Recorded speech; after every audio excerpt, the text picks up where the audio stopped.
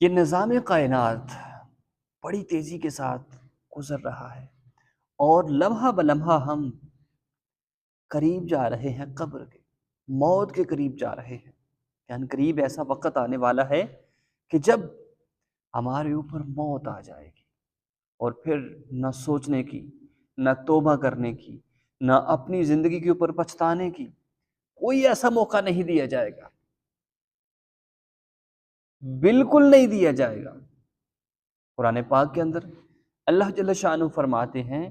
کہ جب ان کی موت کا وقت قریب آتا ہے تو وہ کہتے ہیں مولا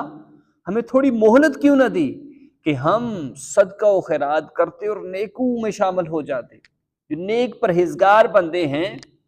ان کے اندر شامل ہو جاتے۔ آگے اللہ فرماتا ہے اللہ ہرگز کسی کے ساتھ ایسا نہیں کرتا ہے۔ تو آپ بھی جان لیجئے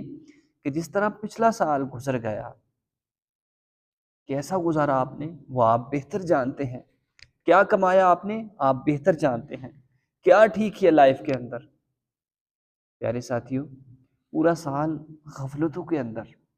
برائیوں کے اندر، کسی کا حق کھانے کے پیچھے اور کسی کے حق کو مارنے کے لیے، کسی کی دل آزاری کرنے کے لیے گزر گیا، بری چال چلنے کے اندر گزر گیا۔ لیکن افسوس اس بات کا ہے کہ آپ کا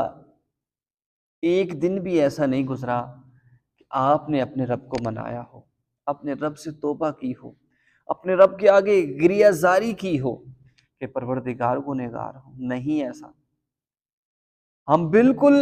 ہمارے اندر سے بالکل ایسا خوف جا چکا ہے، ایسا لالچ آ چکا ہے کہ ہم بس دنیا کمانے کے پیچھے پڑے ہوئے ہیں، دنیا کا منافع ہمیں ملے۔ ہم کہتے ہیں کہ پھر ہی معاشرے کے اندر،